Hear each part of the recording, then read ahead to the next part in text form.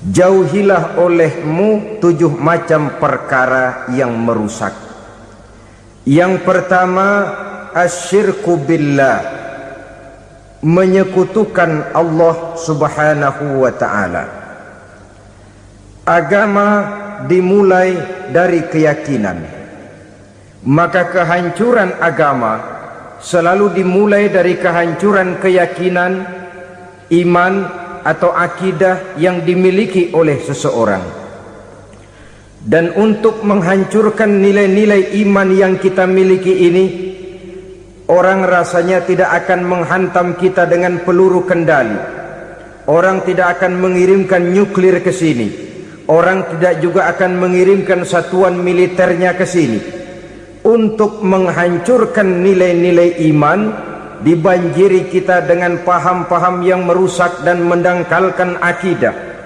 Baik ia bernama materialisme, baik ia bernama sekularisme, baik ia bernama banjirnya maksiat dan munkarat, baik ia bernama banjirnya peradaban dan kebudayaan yang menghancurkan moral daripada anak-anak kita, sedikit demi sedikit melenturkan dan melunturkan nilai-nilai keimanan kita, untuk kemudian pada waktunya nilai iman itu akan bertukar dan berganti menjadi nilai syirik kepada Allah subhanahu wa ta'ala. Atau pada sisi lain, menjadikan yang selain Allah sebagai tujuan akhir daripada kehidupan kita. Sedangkan kita sama-sama maklum bahwa di dalam pandangan agama Islam, dosa yang tidak berampun, dosa yang terbesar, termasuk dalam kategori bapak moyangnya dosa, tidak lain adalah syirik, yakni menyekutukan Allah subhanahu wa ta'ala. Pola penghancuran iman ini memang berstrategi. Ditawarkan kita kepada paham materialisme, paham kebendaan, di mana otak menempati urutan sebagai ranking pertama, Tuhan jatuh pada urutan kedua. Lalu menyusul kepada paham sekularisme, Allah dipisahkan dari seluruh kegiatan hidup ini, untuk pada gilirannya menjadikan yang selain Allah sebagai tujuan akhir daripada seluruh kegiatan hidup kita. Oleh karenanya, kewajiban menjaga nilai-nilai iman ini merupakan kewajiban yang mulia tetapi berat. Tidak hanya untuk kita, tetapi juga bagaimana mewariskannya kepada anak-anak kita, generasi yang akan datang. Orang-orang tua bijaksana yang diceritakan di dalam Al-Quran, kalau sudah berpikir tentang anak-anaknya, pertanyaan yang paling mereka risaukan ialah, ma ta'buduna min ba'di. Anakku, kalau pada satu saat aku, ayahmu sudah tidak ada lagi di dunia ini, meninggalkan kamu semua, ma ta'buduna min ba'di, apa yang akan kamu sembah nak? Jikalau sekarang ayahmu masih mau ke masjid, masih mau melakukan rukuk dan sujud, masih beribadah menyembah Allah subhanahu wa ta'ala, kalau orang tuamu sudah tidak ada, ma ta'buduna min ba'di, masihkah engkau mau datang ke masjid? Masihkah engkau mau rukuk dan sujud? Masihkah engkau mau menyembah Allah subhanahu wa ta'ala? Pertanyaan ini yang dipikirkan oleh Nabi Yakub kepada putra-putranya. Pertanyaan ini yang diteruskan oleh Nabi Ibrahim kepada anak-anaknya. Pertanyaan ini yang diwariskan oleh generasi ulama salafus saleh kepada para generasi berikutnya. Bagaimana kita generasi sekarang? Kita orang-orang tua sekarang bukan berfikir ma ta'buduna min ba'di, malah yang kita fikirkan ma ta'kuluna min ba'di. Kalau bapak tidak ada nanti kamu makan apa nak?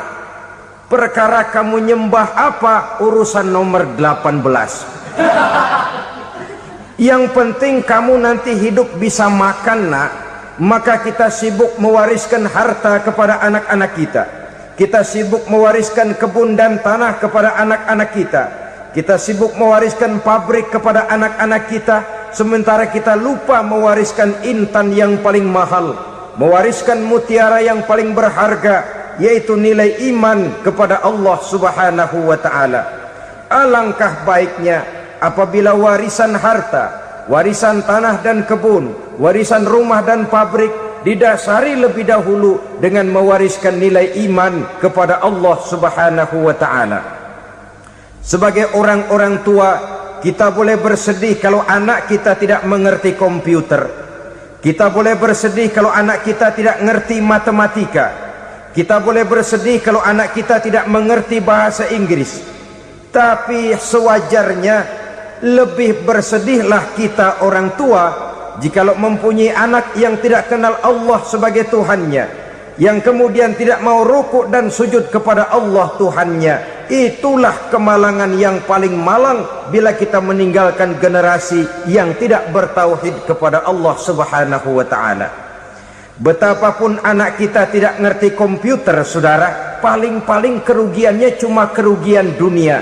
Masuk dia ke alam barzakh, munkar nakir tidak akan sempat tanya kau belajar komputer apa tidak. Kumpul dia di padang mahsyar, malaikat juga tidak akan tanya matematikamu nilainya berapa. Yang ditanya kau kenal Allah, kau rukuk dan sujud kepadanya, kau pernah datang ke masjid. Oleh karena itu sekali lagi, menjaga nilai iman tidak hanya untuk kita, tetapi juga mewariskannya kepada anak-anak kita, generasi yang akan datang. Sungguh kemalangan yang paling besar apabila kita meninggalkan anak-anak kita. Mereka kita tinggalkan lemah ekonominya, itu tidak baik. Mereka kita tinggalkan lemah otaknya, itu pun akan membuat mereka tertinggal oleh yang lain. Tapi yang paling celaka, jikalau kita tinggalkan mereka dalam kondisi lemah imannya, rapuh akidahnya, tidak baik dan tidak betul keyakinan hidupnya. Oleh karena itu Nabi berpesan, jauhilah 7 perkara yang merusak. Yang pertama, syirik kepada Allah Subhanahu wa ta'ala, menyekutukan Allah baik dalam ucapan, dalam keyakinan ataupun dalam perbuatan. Ini perkara pertama yang termasuk 7 perusak besar di dalam kehidupan. Kalau sudah jatuh kita ke lembah syirik, bagaimanapun banyak kebaikan yang kita kerjakan, berjiwa sosial, bertangan pemurah, gemar menolong orang lain, kalau memang dasarnya syirik, maka seluruh kebaikan kita akan hancur, tidak akan ada nilainya dalam pandangan Allah Subhanahu wa ta'ala. Dalam pandangan manusia mungkin kita dicatat sebagai orang sosial, gemar menolong orang lain, tidak berpangku tangan melihat orang yang mendapat kesulitan. Tapi oleh karena dasarnya syirik, dasarnya tidak mentauhidkan Allah, maka seluruh nilai kebaikan yang kita kerjakan tidak akan ada nilainya dalam pandangan Allah Subhanahu wa ta'ala. Maka jagalah iman kita jangan sampai dihinggapi penyakit syirik yang bagaimana kecilnya sekalipun. Sekali lagi, baik syirik dalam bentuk ucapan, syirik dalam bentuk keyakinan, sampai kepada syirik dalam bentuk perbuatan, kita berhindar kepada sifat-sifat yang sedemikian itu. Karena apa? Dalam satu ayat Quran Allah Subhanahu wa ta'ala menjelaskan, innallaha la yaghfiru ayyushraka bih wa yaghfiru ma duna dzalika liman yasha. Allah tidak akan memberi ampun kepada orang-orang yang menyekutukannya, tapi Allah masih mau memberikan ampun kepada dosa-dosa yang selain itu bagi orang-orang yang dikehendakinya. Dosa selain syirik, apabila kita bertaubat, Allah masih mau mengampuni. Tapi kalau sudah jatuh ke tempat syirik, itu sudah dosa yang tidak berampun. Taubatnya tidak lain melepas syirik, kembali kepada tauhid, berkeyakinan bahwa hanya ada Allah Subhanahu wa ta'ala, Tuhan satu-satunya, yang lam yalid walam yulad walam yakul lahu kufuwan ahad. Tidak beranak, tidak pula diperanakkan, dan tidak satupun yang dapat menyerupai Tuhan Allah Subhanahu wa ta'ala. Saudara-saudara kaum muslimin rahimakumullah, bahwa kita di zaman sekarang memang tidak menyembah berhala, ya, bahwa kita tidak berterang-terangan mengatakan Tuhan lebih dari satu, memang. Bahwa kita tidak berkeyakinan Tuhan itu punya anak atau diperanakkan, tentu. Tapi dalam perbuatan dan i'tiqad kita kadang-kadang jatuh tanpa kita sadari ke tempat yang bernama syirik ini. Oleh karenanya, di zaman di mana teknologi makin canggih, di mana kemajuan pembangunan makin menjangkau berbagai aspek kehidupan, diperlukan keseimbangan antara kemajuan fisik material dengan kemajuan mental spiritual. Apabila tidak ada keseimbangan, yang terwujud tentulah kepincangan yang diawali dengan pincangnya cara kita berpikir, sehingga pada akhirnya akan mengarah kepada pincangnya cara kita berbuat dan bertindak di dalam kehidupan kita. Oleh karena itu Nabi berpesan, jauhilah sifat syirik, karena syirik merupakan dosa yang teramat besar. Ini sifat merusak yang pertama. Yang kedua kata Nabi, wasihra, jauhilah sihir. Sihir ini juga termasuk perkara yang merusak kehidupan. Kita semua sama-sama maklum bahwa sihir sebenarnya bukan persoalan baru. Sejak sebelum datang Islam, sihir itu sudah ada. Di zaman Yunani kuno sihir ada, di zaman Mesir kuno, di zaman Cina kuno, dan yang lain-lain yang serba kuno, sihir itu sudah ada. Bahkan para nabi pun, para rasul yang diutus oleh Allah Subhanahu wa ta'ala, senantiasa berhadapan dengan ahli-ahli sihir untuk menguji kebenaran dari misi yang mereka bawa. Sihir adalah perbuatan di luar kebiasaan yang bisa dikerjakan oleh ahlinya dengan bantuan jin atau setan. Hukum mempelajari sihir adalah haram, mengamalkannya lebih haram lagi. Sebab itu saudara-saudara, sihir merupakan perbuatan merusak yang harus kita jauhi. Ciri-ciri daripada perbuatan sihir, pertama, ia mengandung tipuan, bayangan khayal. Di zaman Nabi Musa misalnya, orang melihat tambang-tambang itu seperti ular. Nabi Musa melayangkan tongkatnya menjadi ular-ular besar yang memakan ular-ular kecil ciptaan tukang-tukang sihir Fir'aun tadi. Lalu sihir bisa terjadi dengan bantuan jin kafir atau setan. Kemudian ciri yang ketiga, sifatnya halus dan tersembunyi. Taruh kata ada seorang ahli sihir yang mempergunakan ayat-ayat Quran sebagai jompa-jampe, sebagai baca-bacaan, itu cuma sekedar kedok. Tujuannya tidak lain menjadikan agama sebagai ketok untuk membenarkan cara yang dimurkai oleh Allah Subhanahu wa ta'ala.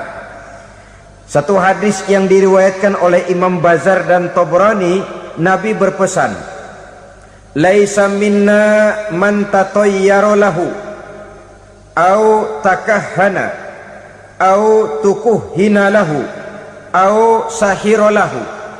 Tidak termasuk ke dalam golonganku, kata Nabi, tidak termasuk umatku.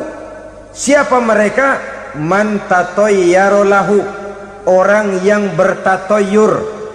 Apa tatoyur itu? Dari kalimat toyaro, artinya terbang.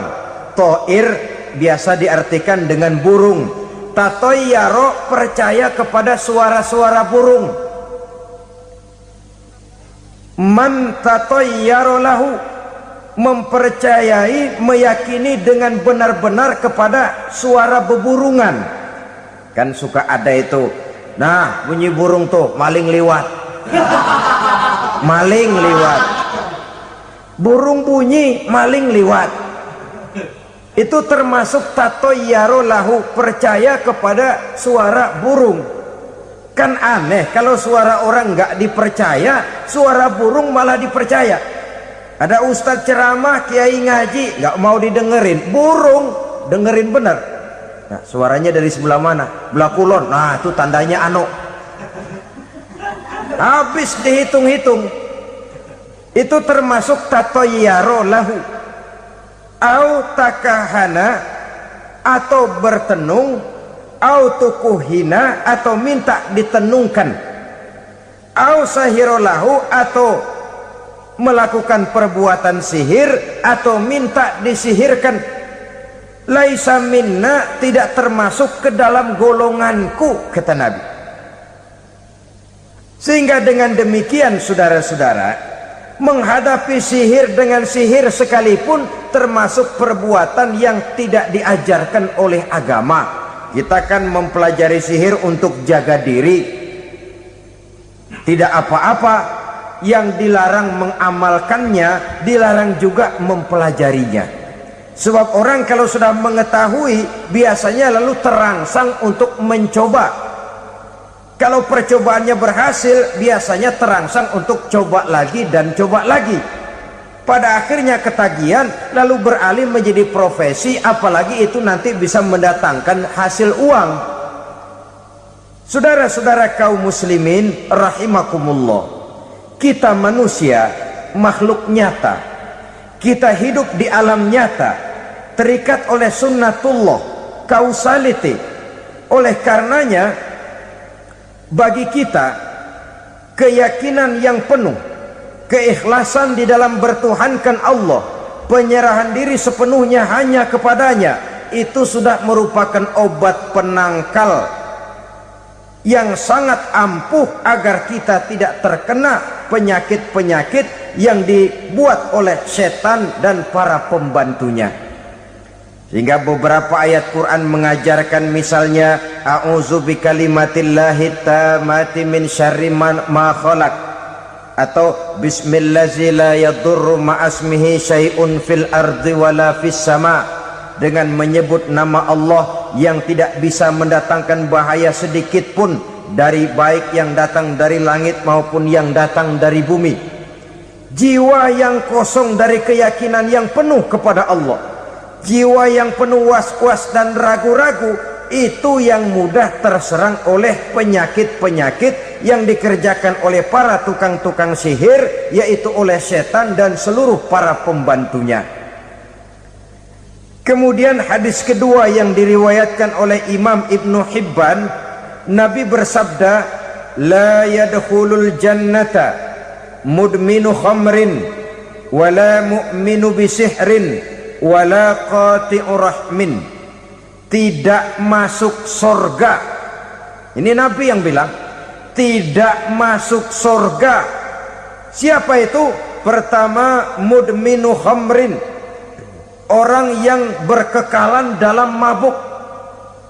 Selalu mudminun itu sudah menjadi perbuatan rutinnya, tidak kapok-kapoknya, teler seumur hidup.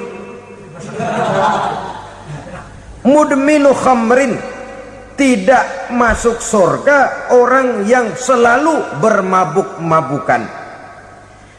Yang kedua, wala mu'minu bisihrin, orang mukmin tapi main sihir. Ini juga oleh Nabi diperingatkan, tidak akan masuk surga orang mukmin tapi suka main sihir. Wala qati'u rahmin, dan tidak juga orang yang memutuskan silaturahmi. Tiga macam manusia yang diperingatkan Nabi tidak akan masuk surga: orang yang selalu mabuk, orang mukmin yang main sihir, dan orang yang memutuskan silaturahmi. Saudara-saudara kaum muslimin rahimakumullah. Lalu orang berkata, kenapa dilarang kita bersihir padahal Rasul sendiri kan punya mukjizat? Nah, kita memang harus membedakan antara mukjizat dengan sihir. Dalam kehidupan agama kita kenal ada yang namanya mukjizat, ada yang namanya karomah atau keramat biasa diucapkan, ada yang namanya maunah, ada yang namanya irhas, ada juga yang namanya sihir. Kesemuanya ini berbeda, saudara-saudara. Yang dinamakan mukjizat itu khusus untuk para rasul saja. satu kejadian luar biasa yang terjadi dilakukan oleh Rasul atas izin dari Allah Subhanahu wa ta'ala. Perbedaannya dengan sihir jelas. Sihir dari setan, mukjizat dari Allah. Sihir bisa dipelajari, mukjizat tidak. Sihir umumnya untuk maksud-maksud yang tidak baik, sedangkan mukjizat untuk memperkuat kebenaran yang disampaikan oleh para rasul dan ditentang oleh umatnya. Bahkan kafir Quraisy dahulu menganggap orang-orang ahli sihir itu berada dalam satu posisi yang hina, sehingga mereka mengatakan dan menuduh Nabi Muhammad sebagai tukang sihir. Tuduhan sebagai tukang sihir adalah tuduhan yang sangat aib dan hina. Di tengah masyarakat kufar jahiliyah, kedudukan tukang sihir dipandang sebagai kedudukan yang hina, sehingga mereka mengejek Nabi dengan sebutan tukang sihir. Jadi mukjizat hanya untuk Rasul saja. Kemudian karomah. Karomah ini asal kata dari karoma, kehormatan, kemuliaan yang diberikan Allah kepada hamba-hambanya yang rajin mendekatkan diri kepadanya. Oleh karena ketekunannya melaksanakan ibadah, Allah memberikan keistimewaan kepada orang itu, yang dengan keistimewaannya dia bisa mengerjakan yang tidak bisa dikerjakan oleh orang lain. Karomah hanya bisa dicapai dengan prestasi ibadah. Kalau sihir, mau ibadah apa enggak, asal dia belajar, bersatu dan berteman dengan setan, memenuhi persyaratan-persyaratan setan, biasanya lalu bisa. Sedangkan karomah tidak mungkin terwujud tanpa orang mendekatkan diri sedekat-dekatnya kepada Allah Subhanahu wa ta'ala. Maka kita lihat biasanya orang-orang yang punya ilmu sihir, mukanya rata-rata nggak enak dilihat. Kumuh, jauh dari air wudhu, jauh dari sujud kepada Allah, malah berteman dengan setan, menjadi pelayan-pelayannya setan. Saudara-saudara, adapun maunah, keistimewaan yang diberikan Allah kepada hamba-hambanya yang belum sampai kepada tingkat wali, tapi orang itu lebih banyak kebaikannya daripada kesalahannya. Umpamanya, saudara jalan bertiga di pinggir jalan, saudara ada pada posisi di tengah, lalu bertiga ini ketabrak mobil. Menurut perhitungan saudara mati lebih dahulu. Tapi terjadi hal yang aneh, dua teman saudara mati, saudara malah cuma luka dan lecet sedikit saja. Apa itu? Kalau kita lebih banyak kebaikannya daripada kesalahannya, itu yang dinamakan maunah, pertolongan yang diberikan Allah kepada hamba-hambanya yang lebih banyak kebaikannya daripada kesalahannya. Sedangkan yang dinamakan irhas, kejadian luar biasa pada diri seseorang pada waktu dia masih kecil, yang menunjukkan tanda-tanda keistimewaannya. Itu umumnya pada para nabi pada usia kecilnya sudah ada irhas, tanda-tanda istimewa. Jelas baik mukjizat, karomah, maunah maupun irhas berbeda dengan sihir. Sihir ini jelas saja merupakan bantuan dan persekutuan antara manusia dengan setan. Padahal setan, kata Allah dalam Al-Quran, innahu lakum aduwwum mubin, sesungguhnya setan bagi kamu adalah musuh yang sangat jelas. Saudara-saudara kaum muslimin rahimakumullah, di zaman sekarang dalam menghadapi beban kehidupan yang makin pelik, menghadapi stres yang tidak kunjung selesai, menghadapi persoalan-persoalan yang teramat berat, orang sering mencari jalan keluar kepada hal-hal yang menurut pendapatnya bisa meringankan beban moralnya itu. Pergilah dia mencari sesuatu yang dapat meringankan bebannya. Dan tidak jarang yang jatuh ke pangkuan tukang-tukang tenung, ke pangkuan tukang-tukang sihir, yang mereka itu oleh Quran dijelaskan kadzabal munajjimun walau sodaku. Tukang-tukang tenung, tukang-tukang sihir, mereka itu bohong walaupun benar. Maksudnya bohong walaupun benar artinya kalau yang mereka kerjakan benar, itu sih kebenaran. Benar dengan kebenaran itu lain. Kebenaran, kebetulan bisa, tapi tidak untuk selalu. Apalagi kalau itu sudah membahayakan kehidupan orang lain. Jadi oleh karena itu Nabi berpesan jauhilah daripada sihir.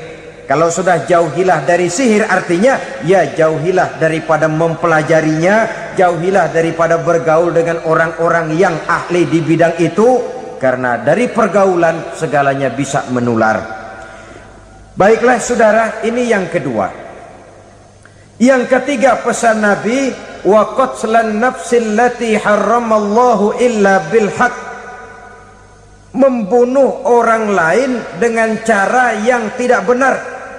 Membunuh orang yang diharamkan oleh Allah Subhanahu wa taala untuk melakukannya kecuali dengan alasan yang benar.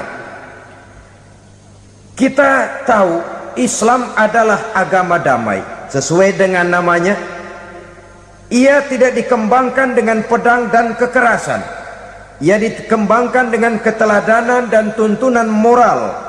Oleh karena Islam bukan agama kekerasan, Islam pun tidak mementingkan dan mengajarkan kekerasan kecuali dengan alasan yang benar dan bisa dipertanggungjawabkan. Membunuh dengan sengaja, menghilangkan nyawa orang lain tanpa alasan yang bisa dibenarkan adalah merupakan dosa besar dan satu di antara 7 perkara yang bisa mendatangkan kerusakan dalam kehidupan dan yang hendaknya harus kita jauhi. Saudara-saudara kaum muslimin rahimakumullah, beberapa waktu yang lalu di sebuah kota kecil yang indah bernama New Auckland. Saudara tahu New Auckland? Tuh dari Gunung Kidul masih ngidul lagi.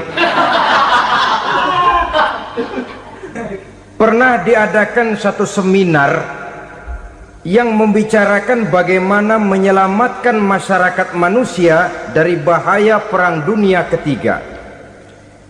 Diperkirakan kalau terjadi Perang Dunia Ketiga, manusia tidak akan tersisa. Sebab apa? Pada waktu itu cadangan nuklir yang dimiliki oleh bersama Amerika dan Rusia konon sudah sanggup memusnahkan 6 miliar manusia pada saat jumlah manusia baru 5 miliar. Jadi kelebihan nuklir dunia ini. Kalau terjadi Perang Dunia Ketiga, sulit manusia untuk tersisa. Maka dibahaslah di dalam seminar itu, wah, supaya tidak terjadi Perang Dunia Ketiga, maka perlombaan membuat senjata-senjata canggih, alat-alat pembunuh modern harus segera dibatasi. Dibahas, tidak mungkin kita membatasi perlombaan membuat senjata. Kenapa? Makin maju ilmu dan teknologi, makin canggih senjata yang ditemukan. Atom sudah meningkat menjadi nuklir, nuklir sudah meningkat menjadi neutron, dan kita tahu bom yang bernama neutron ini bom yang cukup membunuh tanpa perlu merusak. Artinya kalau dia diledakkan di kota kita ini, bangunan utuh, jembatan tidak ambruk, rumah-rumah tetap berdiri, tapi semua yang bernama hidup mati. Itu katanya lebih sopan dari bom atom. Sebab kalau si atom ini sudah membunuh, merusak pula. Neutron cukup membunuh saja tanpa perlu merusak. Jadi majunya senjata-senjata teknologi sebagai akibat yang logis dari kemajuan ilmu pengetahuan ini tidak bisa kita batasi. Dan memang sebenarnya yang bahaya bukan senjatanya, tapi manusia yang mengendalikan senjata itu. Mereka kembali kepada prinsip the man behind the gun. Bukan senjatanya yang bahaya, tapi manusia yang mengendalikan senjata itu yang bahaya.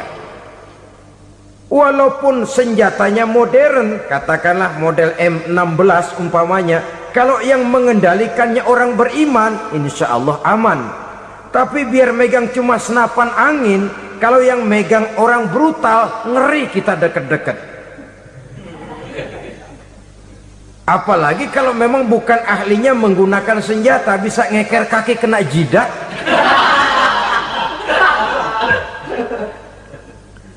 Mereka kembali kepada prinsip lama yang tetap baru. Bukan senjatanya yang harus dibatasi, manusia yang mengendalikan senjata itu yang perlu dibicarakan. Nah, kalau begitu, agar manusia tidak mempergunakan senjata sewenang-wenang, apa yang harus kita lakukan? Ya, manusianya harus bermoral. Ya, tapi moral yang mana? Di dunia ini banyak ajaran tentang moral. Itu pun mudah saja. Di sini kan kita undang saja ahli dari berbagai agama untuk membicarakan konsep perdamaian menurut agamanya masing-masing. Baik, setuju itu? Setuju.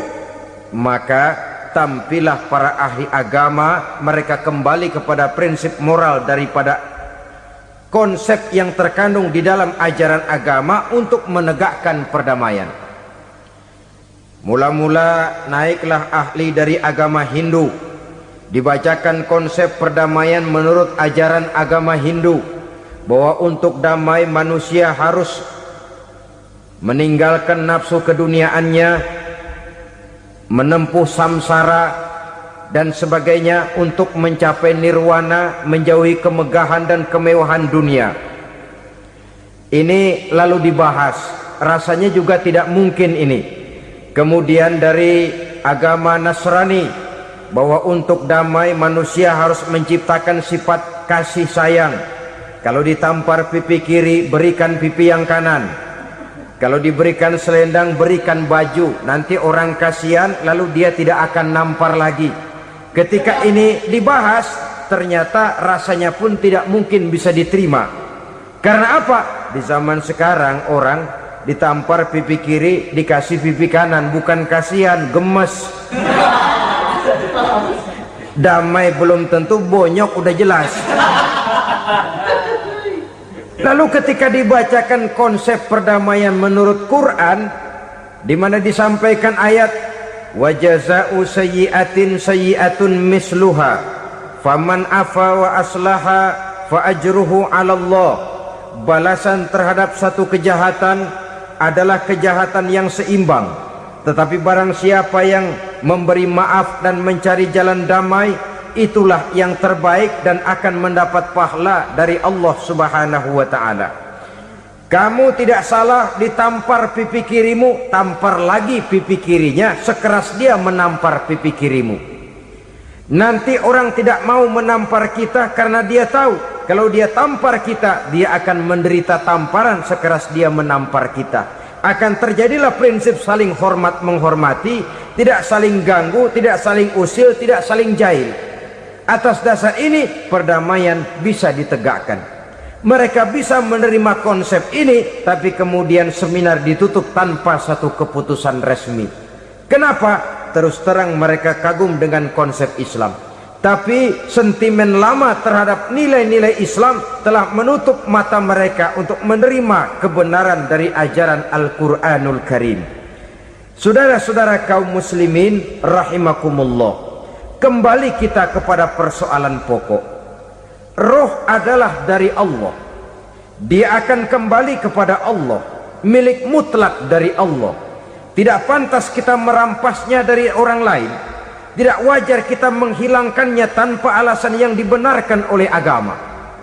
Di zaman sekarang, akibat persaingan hidup yang makin tajam, lapangan kerja yang makin sulit, tensi ekonomi yang makin tinggi, atau karena nilai moral yang makin rendah, atau juga karena rapuhnya pegangan orang kepada agama, nyawa rasanya sudah sedemikian murahnya. Berbagai kasus membuat berdiri bulu roma kita. Ada mayit, ada manusia dipotong 6, dicincang macam kambing. Ada yang dipotong 5, ada yang dipotong 13, dikardusin, dibuang ke tempat sampah. Inna lillahi wa inna ilaihi raji'un. Gejala apa ini? Kanibalisme. Manusia sudah demikian sadisnya, manusia sudah sedemikian buasnya, sehingga sesama manusia diperlakukan seperti hewan. Padahal hewan sendiri belum pernah macan makan macan, bagaimanapun buasnya macan. Belum pernah serigala memakan serigala, bagaimanapun brutalnya serigala. Tetapi manusia makan manusia di zaman sekarang kadang jadi kenyataan dalam kehidupan kita. Kadang persoalannya remeh saja, soal uang 200 perak, pisau bicara, nyawa melayang. Soal rokok sebatang, celurit bicara, nyawa melayang. Soal-soal yang sama sekali tidak prinsip, begitu mudah kita menghilangkan nyawa orang lain. Padahal Nabi pernah memperingatkan, apabila dua orang muslim sudah berkelahi dan berbunuh-bunuhan, al-qatil wal maktul finnar, yang membunuh dan yang terbunuh dua-duanya neraka. Sahabat heran, ya Rasul, kalau yang terbunuh, kalau yang membunuh masuk neraka itu sih wajar, tapi yang terbunuh kenapa neraka juga? Beliau menjawab, dua-duanya sudah punya niat untuk saling membunuh. Niatnya itu yang diponten. Yang terbunuh cuman lagi apes aja, keduluan dia. Umpama tidak terbunuh, pasti dia yang akan membunuh. Oleh karenanya al-qatil wal maktul, yang membunuh dan yang dibunuh finnar, dua-duanya masuk ke dalam neraka. Islam menghormati kehidupan, tidak hanya terbatas kepada sesama muslim, orang-orang yang berlainan agama pun yang mau hidup berukun, damai, berdampingan dengan umat Islam, jiwa mereka, darah mereka dilindungi oleh nilai-nilai Islam yang disebut dengan kafir zimmi ini. Mengganggu mereka sama saja dengan mengganggu aku, kata Nabi. Jadi oleh karena itu, sayangilah sesama. Kehidupan adalah anugerah Allah, bukan wewenang kita untuk mencabutnya dari orang lain, bukan wewenang kita untuk merampas dan menghilangkannya dari orang lain. Apa yang tidak enak terjadi pada diri kita, begitu pula lah apabila terjadi pada diri orang lain. Sehingga Nabi mengatakan, la yu'minu ahadukum hatta yuhibba li akhihi ma yuhibbu li nafsihi. Belum dikatakan beriman seseorang kamu apabila dia belum mencintai saudaranya seperti ia mencintai dirinya sendiri. Apa yang enak dirasakan oleh orang lain, enak juga dirasakan oleh dia. Mengukur orang lain dengan diri sendiri. Kalau orang lain tanpa salah saya fitnah, kalau saya tanpa salah difitnah orang, enak apa enggak? Enggak, orang lain juga begitu. Kalau orang lain tanpa salah saya tempeleng kepalanya, enak apa tidak? Tidak. Orang lain juga begitu. Yang tidak enak terjadi pada diri kita, tentu tidak enak juga kalau terjadi pada orang lain. Mengukur orang lain dengan diri sendiri, sehingga tidak timbul sifat egois, tidak menari di atas bangkai orang lain, tidak mendirikan kebahagiaan di atas untayan air mata orang lain. Sehingga dengan demikian saudara-saudara, dia bisa menghormati kehidupan, menghormati orang lain sebagaimana dia ingin dihormati. Inilah perbuatan ketiga yang merusak, membunuh orang lain dengan yang diharamkan Allah tanpa alasan yang benar. Yang ketiga. Kemudian yang keempat, perbuatan merusak wa aklar riba, makan riba. Hidup adalah tolong menolong. Bahasa kerennya take and give katanya. Saling memberi dan saling menerima. Nabi mengajarkan, man kuraba kurbatan min kurabid dunia karaballahu lahu kurbatan min kurabi yaumal qiyamah wallahu fi aunil abdi madamal abdu fi auni akhihi. Siapa yang meringankan beban dari beban-beban yang dirita seseorang di dalam kehidupan dunia, Allah akan meringankan bebannya daripada beban-beban yang harus dipikulnya di hari kiamat nanti. Wallahu fi aunil abdi madamal abdu fi auni akhihi. Allah senantiasa akan menolong seorang hamba selama hamba itu masih mau menolong saudaranya. Allah selalu akan menolong seorang hamba selama hamba itu masih mau menolong saudaranya. Apabila kita sudah berpangku tangan terhadap kesulitan orang lain, biasanya pun pada saat kita mendapat kesulitan, kita akan sulit juga memperoleh pertolongan. Nah, riba alias renten, kedoknya adalah menolong orang, tapi sama juga bulu buntutnya dilepas, palanya dicekek. Menolong orang pada akhirnya menjadi beban bagi seseorang, dan memang mencari orang-orang yang berada dalam posisi kesulitan, biasanya di daerah-daerah di mana musim paceklik, jadi lapangan kerja sulit, sedangkan urusan perut tidak bisa ditunda. Akhirnya orang terjebak ke dalam rentenir, ke dalam riba, ke dalam renten. Bunga berbunga, sehingga satu saat jumlah bunganya bisa lebih besar dari jumlah pinjaman pokoknya. Kemudian kalau juga ternyata tidak bisa dibayar, rumah jadi taruhan. Memang rumah satu-satunya, begitu rumah ditarik mulain camping. Bukankah pada akhirnya akan mewariskan kesengsaraan?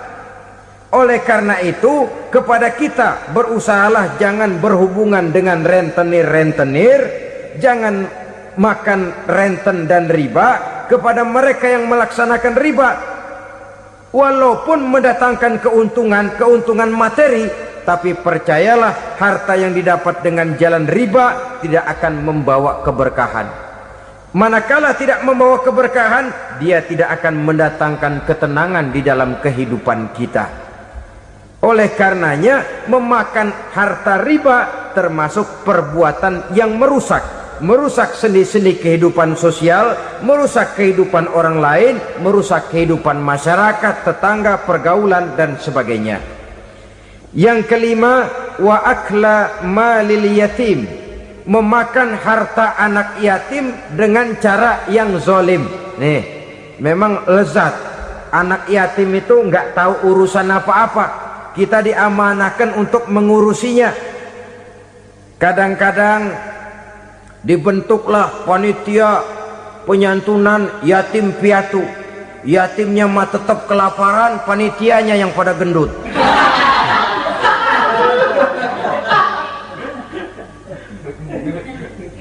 Padahal memakan harta anak yatim termasuk perbuatan dosa besar. Dan menjantuni yatim merupakan perbuatan mulia. Nabi mengatakan, ana wa kafilul yatim kahataini yaumal qiyamah. Aku dan orang-orang yang menyantuni anak yatim seperti dua jari ini pada hari kiamat nanti. Dekat sekali. Jikalau ingin di hari akhir nanti dekat dengan Rasul, bersahabatlah dengan anak-anak yatim. Jadilah pengurus anak-anak yatim. Bangunlah panti-panti asuhan yatim. Pada saat bapak ibunya meninggal, kitalah yang menjadi orang tuanya. Bahkan sedemikian besar perhatian Islam terhadap anak-anak yatim ini, sehingga Quran memberikan peringatan, ara'aital ladzi yukadzibu biddin fadzalikal ladzi yad'ul yatim wa la yahuddu ala ta'amil miskin. Tahukah kamu siapa orang yang mendustakan agama? Beragama tapi dianggap dusta, solatnya dusta, puasanya dusta, karena agamanya sudah berdusta. Siapa mereka? Fazalikal ladzi yad'ul yatim, orang yang menyia-nyiakan anak yatim, wala yahuddu ala ta'amil miskin, dan tidak pernah memberi makan kepada orang-orang yang menderita kemiskinan. Menyia-nyiakan, meninggalkan anak yatim termasuk perbuatan yang divonis kita sebagai orang yang mendustakan agama. Saudara-saudara kaum muslimin rahimakumullah, maka sangat dicela mengeksploitir anak-anak yatim, menjadikan mereka sebagai kedok untuk mencari kekayaan pribadi. Tetapi jikalau ikhlas, ganjarannya sangat besar, nilai pahalanya sangat besar. Menyantuni yatim tidak hanya setahun sekali. Kalau Muharram pakai istilah lebaran yatim, dibentuklah panitia, diberilah beras, uang 45.000 rupiah, alhamdulillah. Tapi jangan lupa, si yatim tidak hidup cuma satu hari. Dia tidak hidup cuma di bulan Muharram saja, dia hidup 12 bulan dalam setahun. Sebagaimana anak-anak yang lain, dia juga berhak punya masa depan. Dia juga berhak menikmati bangku sekolah. Dia berhak mengenyam arti dan makna pendidikan. Dia berhak membekali diri dengan ilmu dan pengetahuan, seperti halnya anak-anak yang lain. Maka kita yang diberikan keluasan oleh Allah, ingatlah itu, bersahabatlah dengan anak-anak yatim, santuni mereka. Perkara setahun sekali di bulan Muharram, alhamdulillah, itu bagus, bin Thayyib alias baik. Tapi tentu dan tentu sekali lagi, si yatim tidak hanya hidup di bulan Muharram. Dia hidup 12 bulan dalam setahun, 24 jam dan di dalam sehari. Oleh karenanya, menyia-nyiakan mereka pada saat posisi kita memang mampu akan memojokkan kita dalam satu posisi di mana kita dianggap sebagai orang yang mendustakan agama, memakan harta anak yatim dengan cara yang zolim. Bapaknya udah meninggal, kebunnya lebar, anaknya dikelecehin. Nah, dah kamu nggak usah pusing, nanti saya yang ngurus. Akhirnya bukan ngurus, nguras. Si yatim mungkin tidak tahu bahwa dia disia-siakan, haknya diambil, miliknya dizolimi. Tapi Allah yang akan membalasnya dengan seadil-adilnya. Maka makan harta anak yatim biasanya balasannya tokcer bin paten. Nggak banyak selang tempo itu, nggak percaya cobain dah. Nyobain aja kan nggak bayar, umpama. Memakan harta anak yatim dengan cara yang zolim, ganjarannya biasanya kontan. Kenapa? Ratapan si miskin, untayan air matanya, jeritan kepedihan hatinya, membuka pintu langit, permohonannya diijabah, getaran hatinya didengarkan oleh Allah. Maka balasannya biasanya kontan, spontan, tidak menunggu waktu terlalu lama. Itu di dunia, belum lagi di akhirat nanti. Bukankah dalam riwayat Mi'raj diceritakan Nabi melihat di neraka itu orang perutnya sebesar rumah? La haula wala quwata. Itu perut kayak rumah, bagaimana jalannya tuh?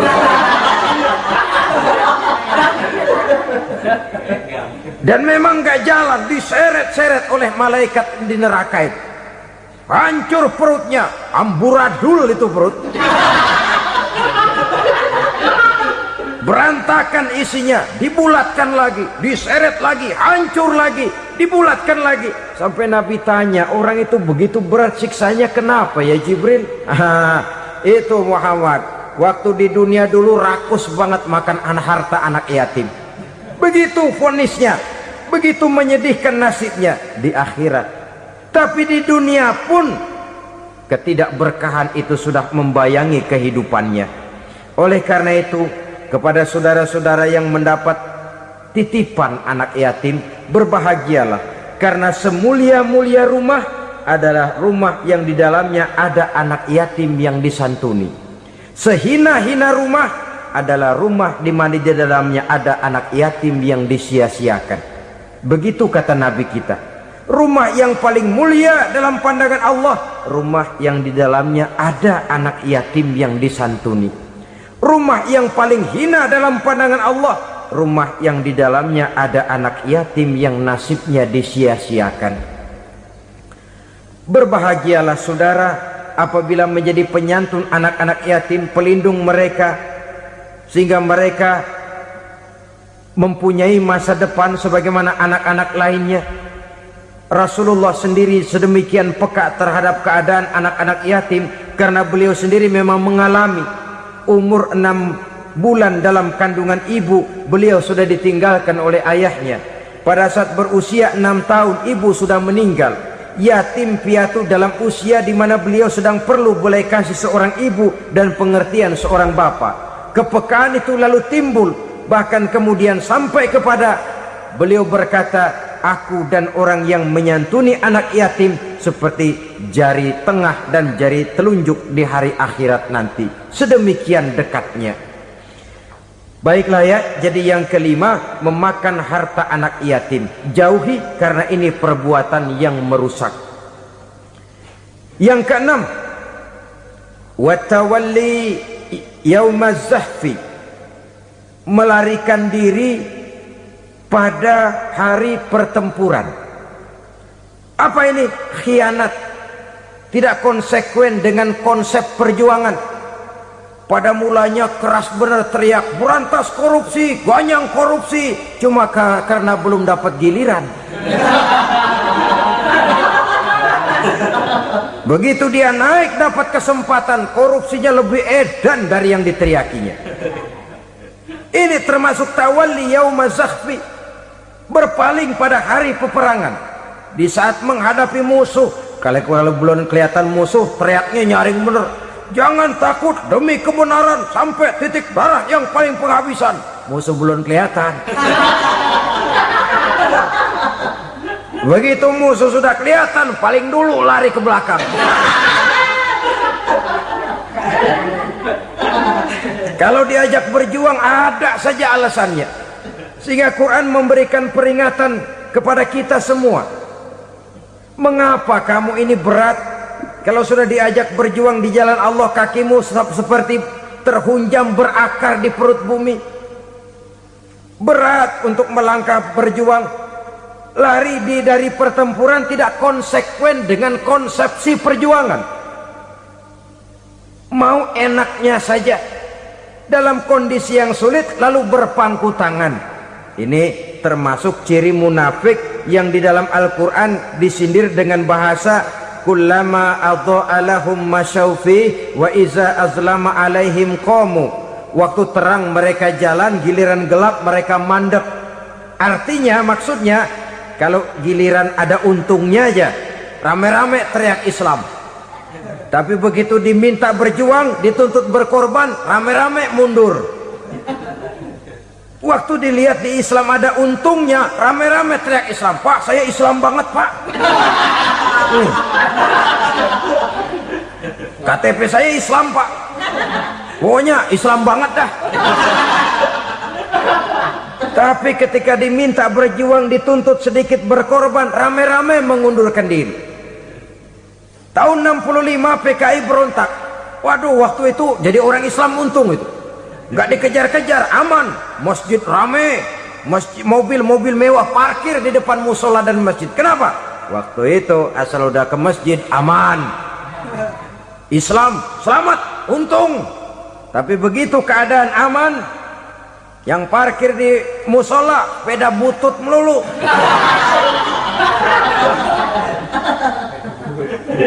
Waktu terang mereka jalan, waktu gelap mereka berhenti. Dikala di Islam ada untungnya, baru wah Islam bagus, Islam hebat. Tapi waktu dilihat ada kerugian, jangan bawa-bawa Islam dah. Jangan bicara soal Islam, ini kan bukan soal agama. Bukan soal agama. La haula wa la quwata illa billah. Beragama kita ambil talfik fid din, mengambil yang enteng-enteng saja dalam urusan beragama ini. Tidak konsekuen kita dengan Islam kita. Seolah kita mau memilih mana yang terasa cocok sama selera kita, kita teriak Islam. Beratan aja dikit, rame-rame berpaling. Itu termasuk tawalli yaumaz zahfi. Para pengkhianat, mental-mental hipokrit yang tidak mau konsekuen menghadapi segala bahaya. Itu termasuk perbuatan yang merusak. Kenapa? Kalau cuma dia saja yang lari, mungkin tidak jadi soal. Tapi larinya ini akan mempengaruhi orang lain. Nah, pengaruhnya itu yang dicegah. Sebab kalau satu sudah mulai lari, yang lain mulai ngelirik. Ketika yang dilirik kemudian tidak ada reaksi, dia akan ikut lari. Artinya apa? Seorang muslim harus konsekuen dengan konsep perjuangannya, dengan keyakinan keagamaannya, dan tidak memilih yang enak-enak saja di dalam kehidupan beragama.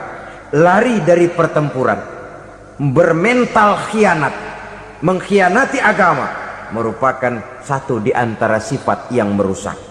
Terakhir saudara,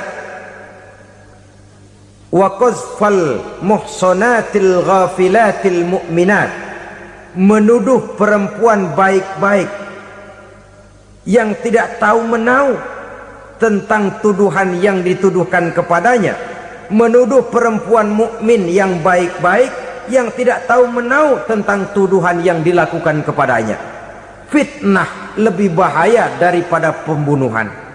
Orang yang tidak salah bisa hancur namanya, orang yang berniat baik bisa ambruk perjuangannya oleh karena fitnah. Sehingga dikatakan al fitnatu asyaddu minal qatli, fitnah lebih bahaya daripada pembunuhan. Maka memfitnah ini termasuk satu dosa di antara 7 hal merusak yang harus kita jauhi semampu kita, semampu-mampunya. Mengupayakan sebisa-bisanya jangan sampai terjebak ke dalam hal yang demikian. Nah saudara-saudara, inilah saja pertemuan kali ini. Mudah-mudahan ada manfaatnya. Semoga Allah memberikan kekuatan zahir dan batin kepada kita untuk bisa menjauhi 7 perkara yang merusak ini. Terima kasih atas segala perhatian. Mohon maaf atas segala kekurangan. Wabillahi taufiq wal hidayah. Wassalamualaikum warahmatullahi wabarakatuh.